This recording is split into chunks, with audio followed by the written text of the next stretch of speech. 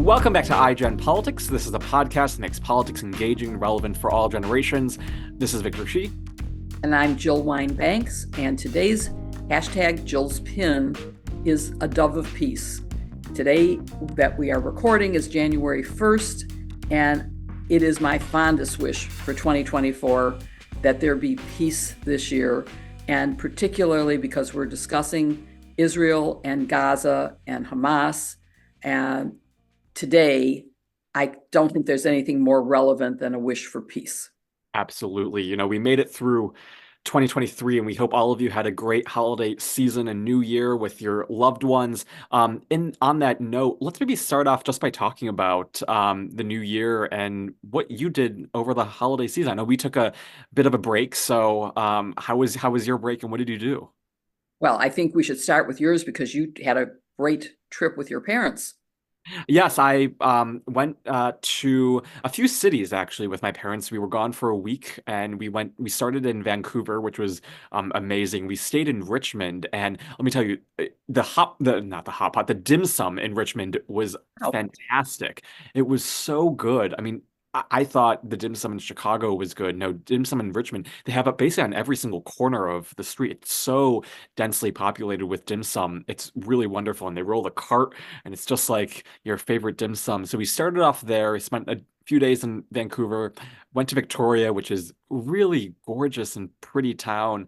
And then we drove to Forks, Washington, which is a very small town, a very, very small town. Also where Twilight was filmed. Not that I watched Twilight, but if any of you watched Twilight, that's apparently where Twilight was filmed. And then we ended the trip in Seattle, and Seattle was great. I really loved it. Got to see the Pike's Market for the first time, and that was really, really lovely. And I saw them throwing fish around the market, and it was just so much joy and happiness. And I am now back in Chicago for a week before I head back to UCLA for my final quarter, which is so crazy to imagine. You know, we started this podcast before I even started at UCLA, so time flies. yeah, we started this when you had graduated high school, but Yes. it was the summer before you started college during COVID from your bedroom in Buffalo Grove, as opposed to from a dorm room at UCLA. Yes.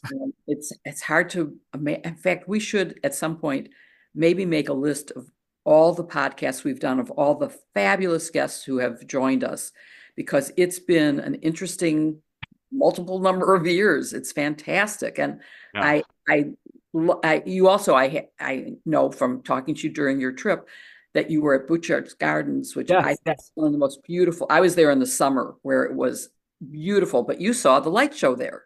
I did see the light show, and it was a great light show. We went at night, and it's sort of like if any of you live in Chicago, there was a botanical garden light show, and it's just every single part of the garden was lit up in lights, and the lights turned different colors, and it was just really amazing. And I never knew you could do that with just lights, and it was awesome to see how many lights just lit up the garden. It really felt like the holiday season. It was awesome. And there was also, by the way, I forgot to tell you this, but I was at a bookstore in Victoria called Munro's Bookstore, which is a really just cute little bookstore, independent local shop. And I saw two things. I saw one, your book, Uh-huh. Jill. Two, it was really interesting to notice this. They had an entire rack of the bookstore dedicated to American democracy. And one of the books that was facing the front was Heather Cox Richardson's book, Democracy Awakening, and they had other books by like Timothy Snyder. They had Ruth Ben-Ghiat's book, but it was all about kind of American democracy, Trump, the cult that he's cultivated, and it was just sort of like in Canada, like you know, they care about our democracy, they really do, and they have books and they remind their people, and people read them, and it's a very popular. There were a lot of people surrounding that rack of the bookstore, and I just thought, you know, like the world is really, I think, watching us and sort of what Trump did to us and what's going to happen in 2024. So to me, it was sort of a reminder that, you know, we still have a democracy to fight for, and a place like Canada even is watching us and caring about Well, us. I'm always amazed when I do Canadian television or radio, Oh how yeah. knowledgeable the hosts are about American politics. And I would also say that that bookstore's rack is now going to have Barbara McQuaid's book, Yes. because it is not, it'll be out next month. And I definitely guarantee her book will be a bestseller in Canada and in America, talking Yeah. about disinformation, misinformation, and what we need to do about it. Um, and I also have to comment that I can't believe there's better dim sum than in Chicago, either on the north side Chinatown or the south side Chinatown. But I'm certainly game to try it. And going to the subject that we'll be discussing today with Dean Obeidallah, is Jews always celebrate Christmas by having either dim sum or some other Chinese dinner. Yes. So it's funny that you did that this Elena year. Kagan had that one moment during her confirmation hearing when a Yes. when a senator asked her, what will you be doing for the holidays? And she was like, I'll be eating Chinese or take out Chinese food. She said, just like most Jews, I'll be That's like having most. dim sum. Yes, exactly. Yes. And it's true. His question actually was, what were you doing last Christmas? Oh, yes. It had to do with, and I don't remember the predicate of the question now. Well, did you have dim Listeners, sum? please let us know. Yeah. Did you have dim sum this holiday season at all? I didn't, we were supposed to, but somehow we didn't get out for dim sum this year. I can't remember what we did, but I entertained two dear friends for New Year's Eve. We had duck, which was duck à la orange. So it was Cool. not, yeah, it was definitely French. And we had a wonderful time with them. It was a great holiday, but I have been pondering 2024, and I am welcoming, sort of all of our listeners and viewers to 2024, and looking forward to our all working together to save our democracy. As Victor was just saying, Canada's worried about our democracy, Yeah. and we should too. We talked in the podcast, we mentioned that you don't really do New Year's resolutions, but do you have any fun New Year's resolutions or things you're looking forward to in 2024? No, I mean, I'm looking forward to saving democracy. That is my resolution. And to doing some more traveling. I'm looking forward to that. And to maybe some more Sisters-in-Law live shows, because that was so much fun when we did. And one of them was in Portland, Oregon, which is sort of in the area you were, but not quite. And New York and DC. But we have some that we're trying to plan, maybe even including Chicago. And maybe Ann Arbor, where Barb is. Yeah. Yeah. So Maybe we'll LA. and maybe LA and San Francisco, but that's really a long trip. It But anyway, yeah, I'm looking forward to it. Our English friends, whose book I held up last week, um, which just came out and is available on Amazon, are going to Marrakesh. And so we're thinking maybe we should join them, but we were more thinking about Cuba, where we've been and loved, but we want to get out of Havana and see more and maybe study marine biology, because they have done so good at ecological protection of their reefs. And so that would be something of interest to us. My husband at one point wanted to be a marine biologist. Turned out an antique dealer, but he still is fascinated by marine biology. Well, speaking of antiques, I just want to tell our audience and be the first, if you have not seen it yet, because of Jill's Antiques, an amazing mantle. She won a award from Room Rater, and she won the top mantle of the year. So, congratulations to Jill. And if you see a difference in her backdrop, it's because why? Well, actually, the real reason why it's different today is because in order to entertain my guests last night, I had to remove all my equipment that was blocking entry to the main part of the living room. And this is where it is. And so I had to do it here. But I also am going to go for top room of the year. And in order to do that, I'm going to have to show different parts of my room. Today, you can see the backdrop is a tiger painting that my husband did on a screen, but also some wonderful funeral porcelains. There's a house. There's also some Dalmatians that he sculpted. I don't know how visible they will be, but in addition, there's a lot of funeral pottery. So that's, and let's see, there's also some tiles behind me, some Chinese tiles. And So I'm going to show different parts of my room to see if I can do better next year. Yes, Room yes. Raider, I hope you're listening. Yes, we will send it to Room Rater to make sure that you get rated. But it's, to me at least, it looks like a 10 out of 10. I don't know what you could do to make that lower, but we hope that Jill wins next year as well. And let's get into the episode. And also let us know what you did over the holiday season as well. You can write to us via Jill's website or through Twitter or X or Threads. We love to read about what you're doing and what you hope for 2024, because there's a lot that's going to happen, and I don't think it's going to be any less crazy than 2023 was. So with that, let's get into the episode. And there is no better message for the start of the new year than to prioritize love over hate, hence Jill's pins. To understand that hate, no matter what it looks like, whether it's anti-Semitism or Islamophobia, they have no place in America and they must be called out and condemned. And today we have someone who has pushed that message against the backdrop of the brutal Israel-Hamas war. And that person is Dean Obeidallah. Dean, who is Palestinian, recently wrote a piece with Max Brooks, who is Jewish, that I found extremely thought-provoking and compelling. And we had hoped to have both Dean and Max on the show, but because of scheduling, we couldn't get both. And we're hoping to get Dean back again with Max or without, but to also get Max on the show because they have different perspectives on the Israel-Gaza war. And we look forward to having our conversation with Dean today because he has a legal background. We'll maybe try to get to, if we have time, beyond the brutal Hamas attack, maybe some of the legal issues that are facing. But there's so much to talk about with what's going on. And because he's both a lawyer and very funny, we know you're going to enjoy our discussion.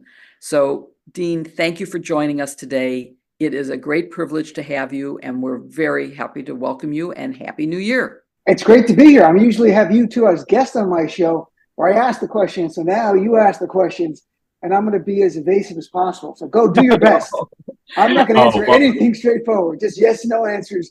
That's it the whole time. We know you're just joking. We know that. I know. We're excited to have you on, and it's great to see you in this new year of 2024. We want to start with a piece that you wrote with Max Brooks, which is extremely powerful. And there's one section I just want to read for you that you two wrote. Quote, many of us might not agree on what we want U.S. policy to be in the Middle East, but what we must agree on is that there is no place for hate when it comes to this emotionally charged conflict. Can you talk about how you two came together to write this piece and why you think there's so much hate going on right now around this issue? Sure. I mean, Max I've known for a long time. He was a writer at Saturday Night Live, and I worked on the production staff at Saturday Night Live in late 1990s to mid 2000s. He was there for a couple of seasons. We became friends, and we pitched a TV series to Comedy Central. We sold a pilot and a streaming show called The Watch List. It was the first time Middle Eastern American comedians were on any network streaming or anything. It was before Rami's show, before any of the shows now. It was back in like 2008, 2009. And we've been friends ever since. And, we talk here and there. He lives in LA, and his wife's a great playwright when I see her here.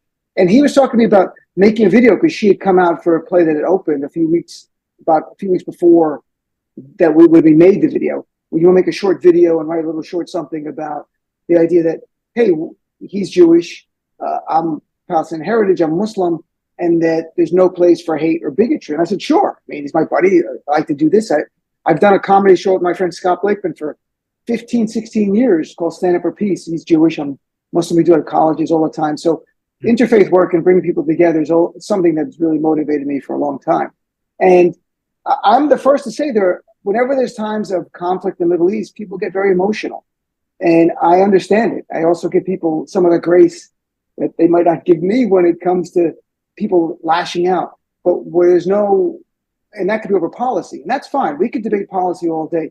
But there's no place for anti-Muslim or anti-Semitic hate. And in reality, the people who hate Jews tend to hate Muslims and vice versa. We're in this together against the right-wing bigots. And it's been disheartening to see the anger and the strain is put on some relationships during this time. Although I think that's calming, but still, I think there's going to be an impact. It'll take a little while to heal. It's was a great piece. I really Thanks. enjoyed reading it, and of course, I always love talking to you. And it does appear, though, that there is a struggle. And we had planned to have Max with you, but because of timing, we couldn't work it out. I hope that he will be able to join us on another occasion. But I'm going to have to be the stand-in Jew for today, so Okay. that will be my role. And what I'm struggling with, and what many people, not just Jews, but Americans, are trying to separate the Jewish people from the Israeli government, and particularly Netanyahu, who I would say is probably at an all-time low in public perception, both within Israel and around the world. And probably the same is true for Palestinians being separated from the brutality of Hamas, both in terms of how they run Gaza and in terms of the attack on October 7th. So why do you think we aren't able to separate Israel and Netanyahu and whatever he's doing?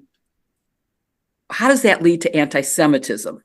And maybe the same is true in terms of the Islamophobia that has developed, and separating that from Hamas, which is very different than the Gazan citizens. Right. It's a very difficult question. I mean, we have to accept there are certain people who are bigots. There are certain people who hate Jews. There are certain people who hate Muslims. Certain people who hate Asian Americans, who hate blacks, LGBTQ. All right, so you've got that bucket of people. There were others who are not really bigots, but they might be saying hateful things. So they might, in a way, do a juxtaposition, or they view the policies of Israel as representing Judaism is fundamentally wrong, right? But I think part of the struggle, I'm going to be brutally honest, you have some organizations in America that conflate Israeli policy with Judaism. And like, well, if you criticize Israel, you're being anti-Semitic. That's actually making a problem, I think. Like, I would never say, if you criticize Saudi Arabia, it doesn't matter to me that it's where Mecca is and Medina and the most holy sites in Islam and people go on pilgrimage. You can criticize their policy every single day of the week. I have. Doesn't make you anti-Muslim. I would never say, oh, you're an anti-Muslim bigot because you're criticizing Saudi Arabia. And no Muslim American organization would say that either. So I think that's where you've got this weird thing. You've got some people who just don't get it, though. I mean, you've got this is kind of a nuanced thing. You'll see some groups go, well, if you criticize Israel and try to delegitimize them, it's anti-Semitism. You're unfortunately conflating Israeli policy then with Judaism. They're not the same at all. These are government actions by people who are elected right now, a far-right coalition, the most far-right coalition in the history of Israel, according to all the experts. I think that's part of the struggle. And I think it's, people like yourself, Jill, other people, my friend Max. I mean, to me, you don't have to define Judaism. To me, I have so many friends who are Jewish. And to me, Judaism is defined by their compassion and their care and their fighting for justice. That's, to me, what being Jewish is in America. I can't speak for the rest of the world, but that's what I know Judaism is, because of all my friends who are like that. They're the greatest progressive activists. They stand up for my community. They stand up for other communities all the time. That is what, to me, being Jewish is. The positive Israel, to me, never played a role in that. So it upsets me when people think that, oh, look what Israel is doing, and this has something to do with the Jews. No, they happen to be Jewish, but I can assure you Netanyahu is not going to the Old Testament before he's making a decision about what bombs to drop.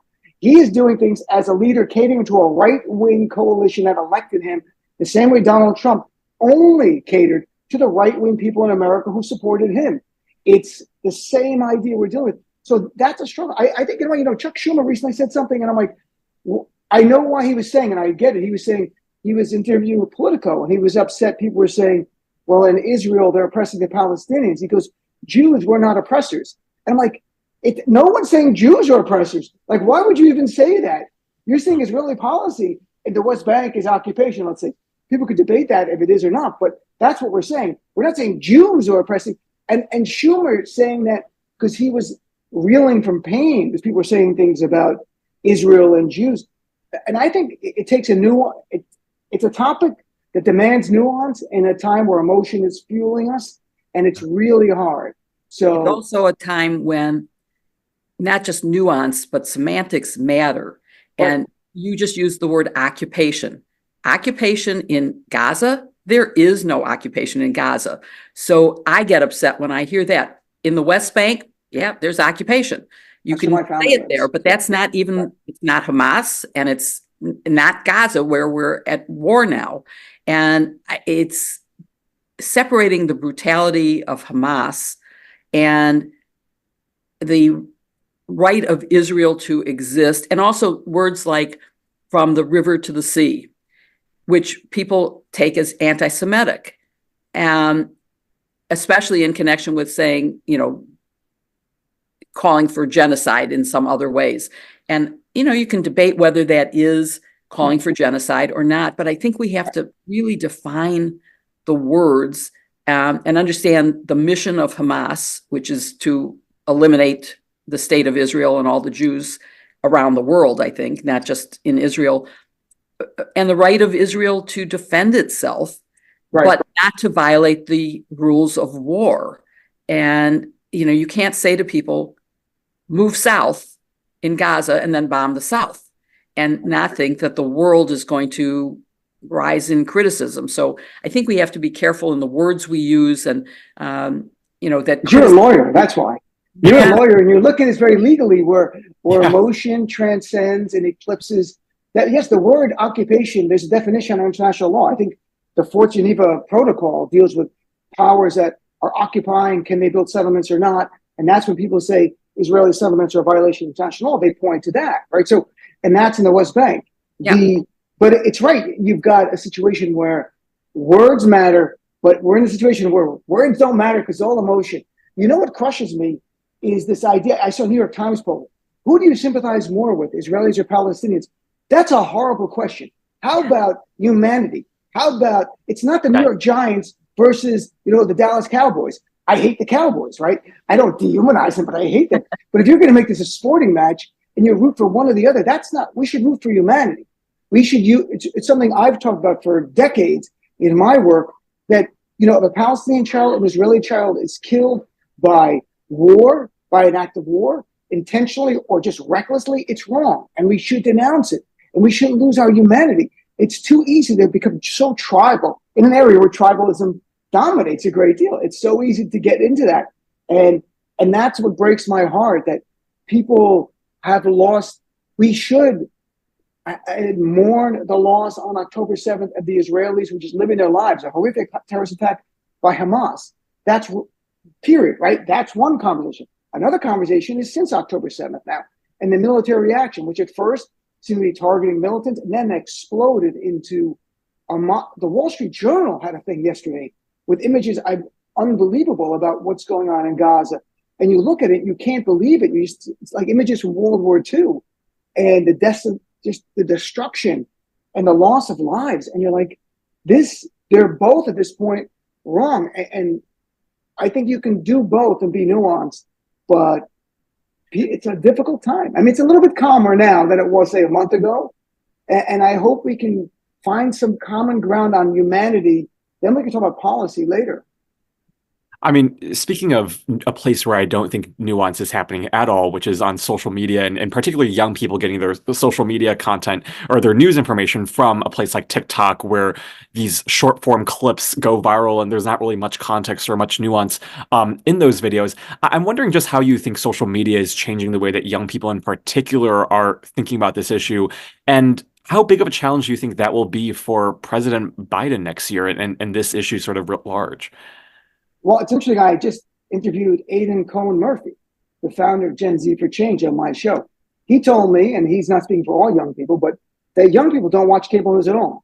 They don't know us, Jill. Can you believe that? Young people don't know the great Jill Wine-Banks. Some do, but they don't know Glenn Kirshner. They don't know all the people that we know and like a great deal, because they're literally disconnecting. In fact, there was just an article in one of the trade publications on TV about the number of Americans who have cable, where cable news is on it, has dropped from about 80 million, which is about 5-6 years ago, down to about 60 million.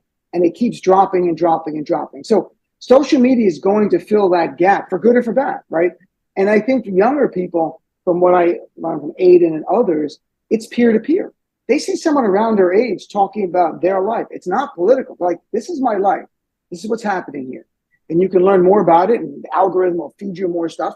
And it's up to you to go do more research online. It's not like they're just, but my sense is young people, and you're one of them, Victor, you're not just watching a TikTok video and making a decision.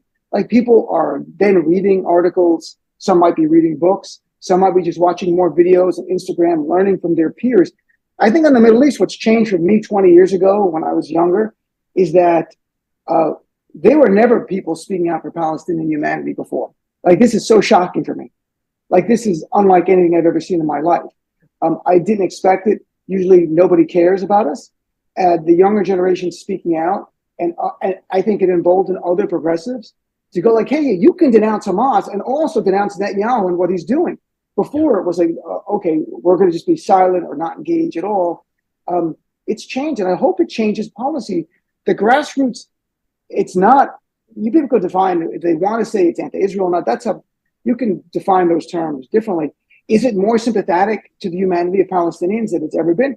Yeah, and maybe from this humanization of Palestinians who have been dehumanized, we can then push leaders to a just policy that leads to a long-term peace, so that neither Israeli mothers or Palestinian mothers have to worry about their kids leaving and not coming home that day because they're killed by a militant or missile strike. So, because the double standards in the Middle East are unlike other places, double standards in the Middle East lead to dehumanization. When you only care about one group and not the other, you don't apply the same standards, you've dehumanized. And in general, it's been the Palestinians and my family in the West Bank, who settlers took my grandmother's land decades ago. Years ago, no one even cared. Now, all of a sudden, people they're like, oh, that's terrible. Talk to me more about that. I'm like, you really want to hear about the Middle East? This is so unlike the landscape I grew up in. And I'm hoping it leads to a change in policy for Biden. Getting that, I think it's going to be hard. Bluntly, let me be really blunt, both of you. It'll be really hard for me if the election were in the next few weeks for me to go to people in the Muslim and Arab American community and say, vote for Joe Biden. Say, vote it, don't support Trump. Easy sell. Vote for Biden after what they're seeing, hard. Between now and November, a lot can change. President Biden can show leadership in pushing for a just settlement, humanitarian aid, and more. It won't erase it, but then at least I can make a good faith argument. People in my community, it's very painful. Like over the weekend, President Biden went around Congress again and gave military aid to Netanyahu. Even today, Tim Kaine, Peter Welch, the senator from Vermont, and Van Hollen criticized it openly. Usually don't see Democrats like that saying, stop going around Congress. We're seeing what's going on there. And that's the kind of things where it takes your breath away. I'm like, how could you do that, Biden, after what you've seen? To go around Congress and give $100 million more in mortar and aid without making a statement what it's needed for, or I'm going to have limits on it. It's hard. Like, I'm going to defeat Donald Trump no matter what. And Biden's the person, and I'm going to support President Biden 100%, as much as it hurts my heart in certain ways. But I'm not just in this for my issue. As a liberal, a progressive, I'm concerned for so many communities, and Trump hurts all of us. So it can't just be about my issue.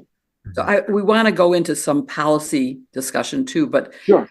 Listening to you just now made me want to ask. I hope it's going to be okay. If you don't want to answer, you don't have to. But I'd be very interested in knowing more about your Palestinian background. And, your parents, I take it from what you just said, live somewhere in the Middle East. Tell me. No, not my parents. No, my cousins.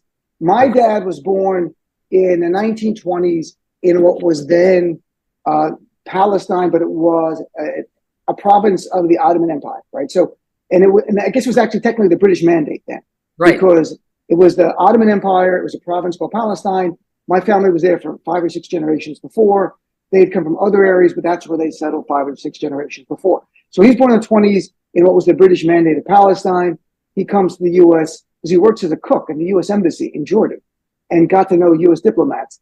And they sponsored him to come to America, this special place called New Jersey. And so he came to New Jersey, and he worked in New Jersey, and then he met my mom. What year was that? What year? 1957. It was after the 56 so Suez Canal War. After the creation of Israel. So, and they're in the West Bank. So my family's in the West Bank, a small town called Batir, outside of Bethlehem. So after the creation of the state of Israel, that falls under the sovereignty of Jordan. At least Jordan was controlling the West Bank. So we had the freedom to travel to Amman, Jordan, work in the U.S. Embassy there, get to know the people. They sponsor him. He comes to Jersey, meets my Sicilian mother, who was the child of immigrants herself, her first language was Italian, in Jersey, and they get married, and hence me, half Sicilian, half Palestinian. And I can assure you the Palestinian side tempers my Sicilian side. My Sicilian side, my temper on that side, off the charts, but my Palestinian side calms me. And I'm not even kidding. People think I'm kidding. People don't get it. You see Palestinians on TV, the militants. Palestinians are, in general, are quiet, deferential people. They don't want problems. They live their life. They love education is a big part of it. They like their family, food, that kind of stuff. And they are quiet. Sicilians, in your face, bigger than life, and they're proud of that, right? So they met. But my family, my father was the first one here from his family, brought his brothers over from the West Bank to the U.S. little by little. And now I have no uncles living there any longer there, but I have a lot of cousins who go back and forth. A lot of my cousins who came here for school, became U.S. citizens, went back when the Palestinian Authority was created in 1993, and there was a promise of a homeland. They went home. They wanted to go home and be part of this new country. So my family is still in the West Bank in Ramallah and in Batir outside of Bethlehem. That's where they are. I have none in Gaza. I have numerous friends here who are Palestinian Americans who have lost countless family members in Gaza. Like every day I see postings, and it's the most heartbreaking thing. I feel it because I know them. I don't know their family, but I know them. They're my friends. They're born here. Some are comedians and stuff. And so you see that part of it. So while I have no family in Gaza, the pain is real because of my friends. Like if I knew no one there, it would still be painful, but it's much more real and immediate. It's painful to me, and I know no one there, although I do in Israel, and because like everybody, you know someone who died on October 7th. Right. And I should mention, my fiance is Israeli, but she's Palestinian. She's born in Haifa, raised in Haifa. She was on Sesame Street in Israel. She played the Arab character. She speaks Hebrew perfectly. She speaks Arabic perfectly. She's an actress here, but her family's in Haifa. So when October 7th happened, we were worried, and I get this both ways all the time. I have to worry for her family because Hezbollah is firing missiles from the north at Haifa, which had targeted Haifa before. And she has to go to bomb shelters when she was there with her family years ago, and same in recent years. So I have to worry about her and worry about my family in the West Bank. And it's a crossfire between everything because what lost in the media, Hamas killed many Arabs, many Muslims in their attack. You know, they were just slaughtering people at the kibbutzes, and there were Palestinian, Arab Israelis, Palestinians who were citizens of Israel, who were like medical workers and stuff who were there, who were just killed. Hamas, the number one victim of these groups like ISIS, Al-Qaeda, and Hamas are fellow Muslims. They don't care about Muslims. They care about power.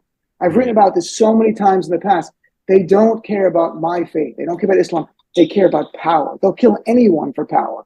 So their focus is on Jews, yes, and Israel specifically, but they'll kill anyone for power. They've killed fellow Palestinians all the time for power. They don't care, Hamas. Sounds like Trump to me too. Sorry, for the diversion, but the Republican Party too. Yeah, the Republican Party is interested in power. But sorry, Victor, I was interrupting you. Well, no, I mean, let's talk a little bit about policy while we're at it. You know, we mentioned a little bit about President Biden and the things that he has to do before Election Day next year.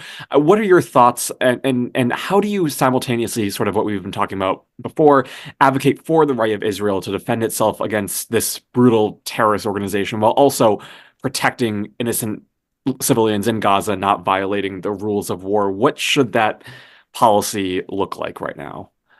What it should look like is, at the beginning, President Biden did not talk about, he went to Israel and he hugged Netanyahu, right? And I understood it. It was a terrible terrorist attack. I understand politics. And just like we were attacked on 9/11, Israel had a right, the nation had a right to defend itself. But then as we saw the images of the loss of civilian life, Biden was saying things like, literally said, I don't believe Hamas. He said, I don't believe the Palestinians in what they're saying about the loss of life. He said Palestinians. And that was like a punch in the stomach for all of us. Because I went back and I'm like, I can't believe he said that. And later he apologized privately to a Muslim American group. And I wish he had publicly said that.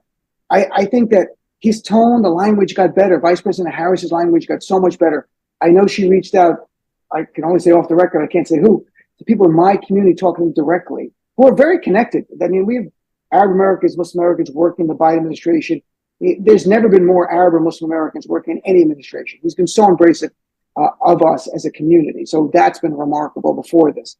But then, the great words are undermined by a lack of commitment to putting any restrictions on giving military aid in the future to Israel to ensure it cannot be used. Like, you give it piecemeal, and if we see them violating the rules of combat and killing too many civilians, we're stopped. We'll give you Iron Dome so you can defend yourself, but we're not giving you any more offensive missiles. And this is something like Congressman Mark Pocan on my show has talked about. We need this. You see Senator Van Hollen say it, Senator Kaine say it. You've had a few. I wish President Biden would embrace that, and that would be important. Going around Congress over the holiday break, again, I mean, you have Democratic senators coming out criticizing them. You don't usually see 3 Democratic senators saying that now. And I'm sure others are struggling with it. So I think President Biden's got to course correct in terms of policy. The tone was there. The words were getting so much better, then it's undermined by the actions. And we need policy. And also, President Biden talks about a Palestinian state, and that's great, without mentioning that Netanyahu, since 2015, has said point blank, there'll be no Palestinian state on my watch. He said that then running for re-election. The 1 year he was out of office, he didn't change. He's come back. Now he's bragged. You see, even bragged recently. There was a Palestinian state. See how much worse it would be. President Biden's got to address the realities that there's no partner for a Palestinian state on the Israeli side right now. And he should say that. And he goes, if there's a change of administration, because it seems like, well, we snap our fingers and there's going to be a Palestinian state. No, Netanyahu's administration is not going to do it. There are people like Itamar Ben-Gvir and Smotrich in this administration who Israeli papers like Haaretz call them Jewish supremacists, same way we call people white supremacists. They really are bad people. I mean, they're bigots and racists. That does not represent all Israelis by any stretch, but this is the far right, and he brought them into his administration. And he shouldn't have. That's how desperate he was for power. He brought in far right bigots into his administration. I feel like I need to just emphasize what you said, though, before, which is that Trump is even worse on this. Oh my God, yes. He adores Netanyahu and would do even worse things. And Netanyahu is starting to face accountability in Israel. The Supreme Court has said, no, your attempt to do what you wanted to do to take away our power is unconstitutional. And so I really feel like there is hope for Israel. I mean, I was a young child when Israel was formed, really young child, as in almost non-existent, when Israel became Israel. And going to Sunday school, I used to put dimes in a little card that had a tree on it to plant a tree in Israel. And Israel today under Netanyahu is not the country that I thought was being built, but it is also subject to the attacks like it's having by a group that you can only call terrorists because they have not done a good job in running Gaza for the citizens of Gaza and are sworn to destroy Israel as a country and all the Jews who live there, who, let's face it, thousands and thousands of years ago were there. It was their land. But anyway, that's I just wanted to make the fact that I agree. I do think, though, the argument to say Muslim Arabs, and it's very interesting. When I interviewed Aiden from Gen Z for Change, I said, what are the issues that Biden should be talking about to reach young people? The first issue, he said, ceasefire in Gaza. He didn't know his Palestinian heritage at the time. That was the first issue. Now, this was a couple of weeks ago, and there was a lot more in the news then, but that's where his passion was. And then he had other issues as well. And I was like, wow. So there's a lot of younger people, and telling younger people or people in my community, on the intersecting communities, that, well, Trump is going to be worse. What I think that people don't get, I was on a special on NBC streaming, and they had myself and like 5 other Palestinian Americans on it. And the word that came up over and over from them was very powerful. The word was betrayal. And here's what they meant. They voted for Biden. They worked for Biden. They knocked on doors for Biden. Some of them raised money for Biden. And for him to do this, it's not like Trump. They go, we would expected Trump to do this, but not the guy we supported. And betrayal is a very powerful emotion. Yeah. You ever been betrayed, you know. And that is how raw it is. And that's what I tell people outside. Other Democrats ask me, well, how do you deal with it? I go, well, understand where it's coming from. It's a sense of betrayal. It's not like they're going to vote for Trump. They're not going to vote. There's no way. We despise Trump. He's horrible. But saying, well, Trump will be worse is not going to erase the betrayal. It's Biden's going to have to earn their vote, or Vice President Harris getting out there might be better, person to do this, to go talk to them, get out in the community as a person of color, make the connections, and talk about a future that's much better in terms of policy, rhetoric, but policy. And that's how you can maybe overcome it for a lot of people. I said, well, look, election now to November, so much is going to happen, like 300 and something days away. A lot will happen. Yeah. The election was in a couple of weeks. It would be a much more motivating issue. It might still be in November. I just don't know. But he's got to address it head on. And I think Vice President Harris might be the better person to do that, to be honest. Yeah. Man, obviously this is an emotional issue, and we have a ton of questions that we were going to ask you about legal issues based on your legal background and you're following the news. We were going to talk about the not so emotional things about all of the trials that Trump is facing. But unless we can manufacture some time, we're going to have to invite you back to talk about all those issues, because I think they are also really important.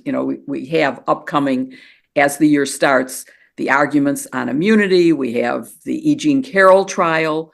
We have the Georgia trial. We have the 2 federal trials. We have the New York fraud case wrapping up. We have the New York criminal case coming up. And I don't know how they're going to all fit in before the election and how much they will affect the election versus how much the conflict in Israel-Gaza is going to, it's like, man, I have so many questions, Dean. So promise me you will come back. Of course. I'm happy to come back. And it's great to chat with both of you. And I always appreciate when you guys come on my SiriusXM show. I appreciate both your voices and your expertise in different areas. The intergenerational stuff that you guys are all about is great. Thank you. We hope this audience that through this show and having you speak, we will reach an audience, particularly the ones who don't follow the news, except through social media. We're hoping they will get this and listen to this. And, while we were criticizing Biden, his list of accomplishments is really legendary and unbelievable compared to almost any other president. He has accomplished so much despite the hurdles that he has had to overcome. So we're hopeful that this issue will be maybe not solved. I think that's probably unrealistic, but will be on a better path. You may have noticed that my pin today is a dove of peace. Oh, nice. That's very nice. And I just want to say, Jill, to the point you just made, because there are some fellow Democrats who get upset when we criticize our elected officials on issues. That's what you do. You try to change them. I'm not turning my back on them. I'm not saying I hate this person. I'm saying we elected someone, whatever the issue is. And I think Democrats sometimes get in the sense like, we shouldn't speak out. You're being an anti-Democrat. You're not being a good Democrat. Republican base demands everything. And their elected officials listen or get primary. And I'm not suggesting that for Biden. I'm just saying, calling for our Biden's done a fabulous job in so many issues. I talk about my show. I've written about it so many times. On this one, as a Democrat who helped elect him, and all Democrats who want to move him on any policy, it's the Middle East, it's Medicare for all, you want to talk about more. Climate change, you want them to embrace the issues more, or talk more about gun violence, whatever it might be. There's nothing wrong as Democrats, especially this far out. I wouldn't be criticizing President Biden 2 weeks before the election day, to be honest, because the stakes are too high. But this far out, it's still constructive. You can change policy. And I hope my fellow Democrats, instead of checking out and getting upset, is that engage, get more involved. We can change from within. We have people who will listen to us in this administration. They will never listen to us in the Trump administration. They hate us. They target us. So we can change from within. And there's nothing wrong with being critical on one issue of our Democratic elected officials. And that's a sign of a healthy party, too, that we aren't in a cult like the Republicans.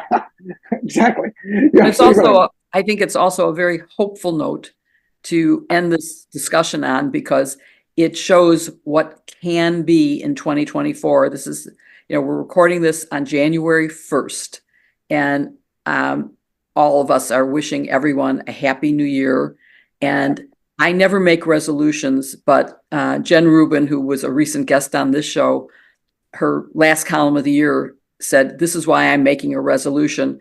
And it motivated me to say, I'm joining her in making a resolution to fight as hard as I can to keep our democracy, to keep Donald Trump out of office, to reelect Biden, and to try to reach people who have never met, for example, a Jew or a Muslim, who've never met a trans person, but hold biases against them without even knowing one. Right. And I'm hopeful that people will start to get to know people and will act differently in 2024.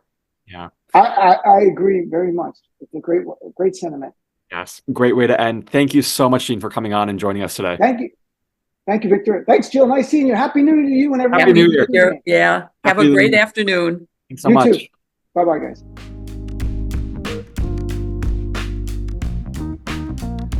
Thank you, everyone, for watching or listening to this episode of iGen Politics. We hope you enjoyed it as much as we did, and that you are starting this year off on a note of love and peace over hate and division.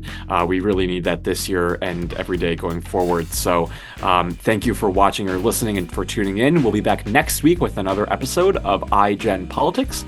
In the meantime, be sure to subscribe if you watch us right here on YouTube at youtube.com/Politicon, and like and comment so we know what you think of the episode. You can also follow us wherever you follow your podcast, whether it's Apple Podcasts, Spotify, really wherever you listen, we are there.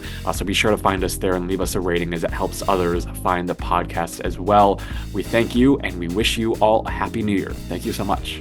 And don't forget, we're also on YouTube, and so you can watch us and sign up there. And we both wish you a happy New Year, and I hope that you will be joining my resolution to do everything you can to save our democracy.